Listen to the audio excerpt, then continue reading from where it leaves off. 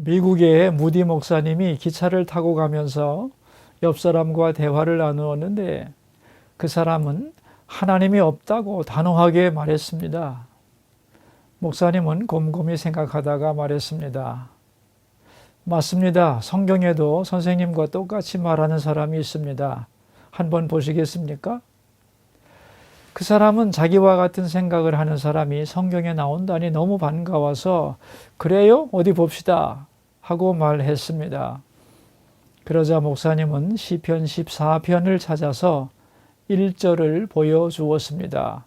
거기에는 이렇게 쓰여 있었습니다. There is no God. 하나님은 없다. 보십시오. 하나님이 없다고 말하지 않습니까? 그런데 그 사람 이름을 알고 싶지 않으세요?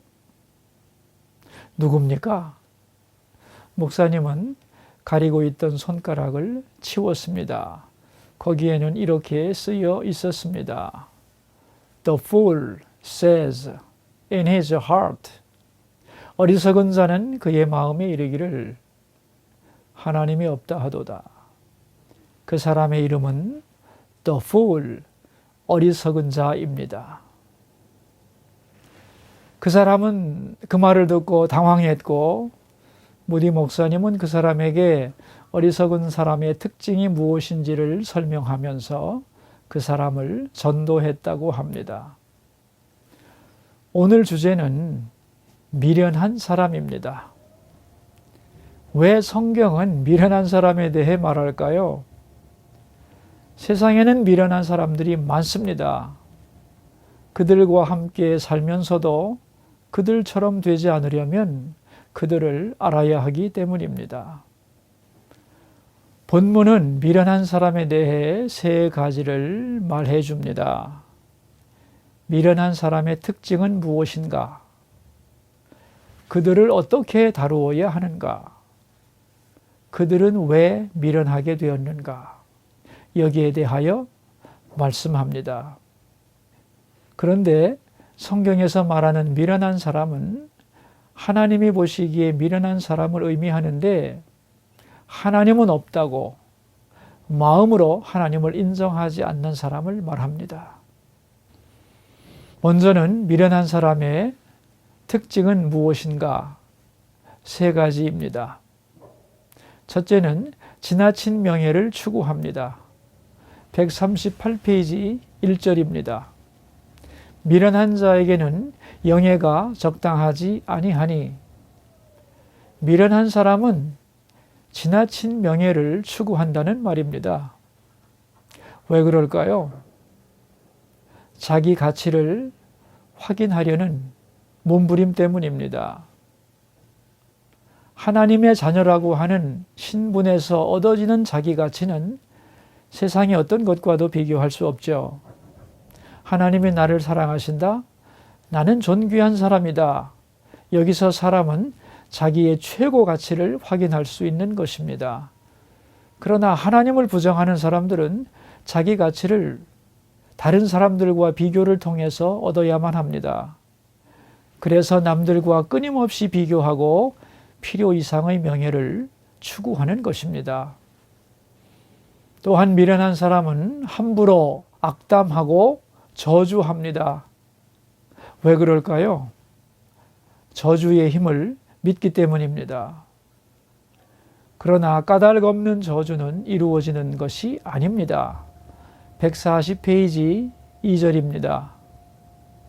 까닭 없는 저주는 이루어지지 아니하느니라. 인간의 운명을 다스릴 능력도 없으면서 까닭 없이 저주를 통해서 사람들을 두렵게 하는 사람들이 있습니다. 무당들, 거짓 선지자들이 이런 저주를 합니다. 사람들을 두렵게 만들어서 그들을 조정하려는 것입니다. 그러나 이런 저주는 아무 소용이 없습니다. 그러므로 헛된 저주, 가짜 저주를 무서워하지 말라는 것입니다. 그렇다면 진짜 저주는 무엇일까요? 하나님과의 관계가 끊어진 것입니다. 이것이 정말 두려운 것인데 미련한 자는 이것을 모릅니다.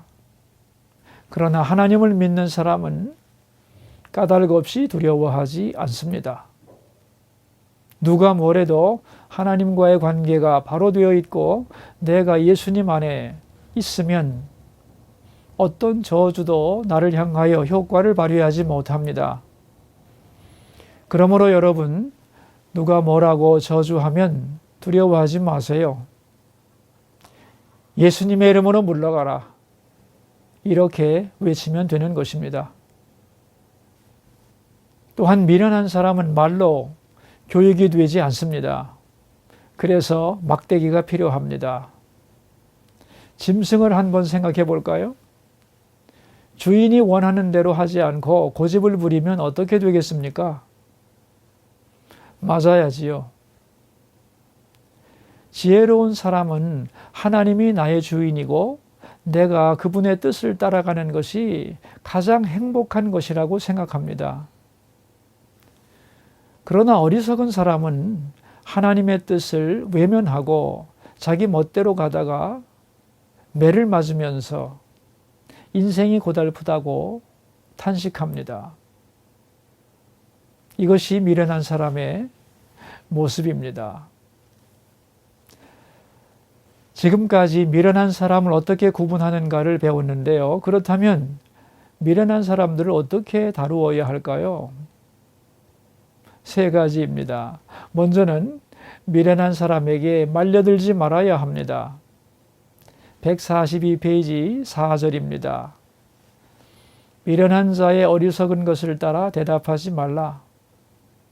5절, 미련한 자에게는 그의 어리석음을 따라 대답하라. 4절에서는 대답하라 하고 5절에서는 대답하지 말라고 합니다. 무슨 뜻일까요? 말 같지도 않은 말에 일일이 대꾸하지 말라.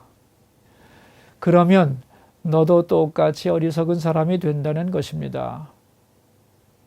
그렇다고 아무 대답도 하지 않으면 자기 말이 맞다고 인정하는 것으로 또한 오해합니다. 그러니까 일일이 대꾸할 것도 없고 그렇다고 아무 말도 안 하는 것이 다가 아닙니다. 할 말이 있을 때는 분명하게 말해 주라는 것입니다. 두 번째는 6절인데 미련한 사람에게 많은 책임을 맡기지 말아야 합니다. 143페이지입니다. 미련한 자 편에 기별하는 것은 자기의 발을 베어버림과 해를 받음과 같으니라. 편지를 들려보내면서 잘 전달하라고 했는데 미련한 사람은 보낸 분의 의도를 파악하지 않고 지혜롭게 잘 처리하지 못하고 내가 이런 일을 한다고 다 떠들어대고 이쪽의 의도만 드러내고 곤란하게 만든다는 것입니다. 이것은 마치 무엇과 같으냐? 낫지를 하다가 자기 발을 베어버리는 것 같습니다. 차라리 낫지를 안 했으면 더 좋을 뻔했습니다. 이런 미련한 사람은 심부름을 보내지 않는 것이 더 좋다는 말입니다. 또한 가능하면 이런 사람들은 데려다 쓰지 말아야 합니다. 어떤 장인이 손재주가 좋아서 물건을 잘 만들었습니다. 장사가 잘 되어서 도와줄 사람이 필요해서 구했는데 미련한 사람이 들어오면 가르치느라고 속이 터집니다. 차라리 지나가는 사람을 불러서 도와달라는 것이 낫다는 것입니다. 지나가는 행인의 특징은 무책임한 것이고 또 하나는 비전문성입니다. 그러므로 아무런 도움이 되지 않습니다. 그렇기 때문에 아무리 사람이 필요해도 미련한 사람을 고용하지 말라는 것입니다. 자, 이제 마지막 결론입니다. 그렇다면 왜 사람은 미련하게 될까요? 145페이지 12절입니다. 네가 스스로 지혜롭게 여기는 자를 보느냐? 그보다 미련한 자에게 오히려 희망이 있느니라. 스스로 지혜롭게 여기는 자는 미련한 자보다 더 희망이 없다. 더 한심하다는 말입니다. 다시 말하면 미련해지는 이유는 스스로 지혜롭다고 생각하기 때문입니다. 그렇다면 반대로 지혜로운 사람이 되는 길은 뭘까요? 스스로 지혜롭다는 생각을 내려놓아야 합니다. 순간순간 주님, 저는 잘 모릅니다. 어떻게 하면 좋을까요? 가르쳐 주소서. 이렇게 물어보면서 한 걸음씩 걸어가면 되는 것입니다. 말씀을 붙잡고 의지하며 걸어가면 그만큼 지혜로워집니다. 여러분 모두 지혜로운 삶을 살아가기를 바랍니다. 기도하겠습니다. 하나님 아버지, 이 세상에는 미련한 사람들이 참 많습니다. 스스로 지혜롭다고 착각하는 미련한 사람이 되지 않게 하시고 지혜로운 하나님의 말씀을 붙잡고 예수님을 사랑하며 살아가는 진정한 지혜로운 사람이 되게 해 주소서. 예수님 이름으로 기도합니다. 아멘.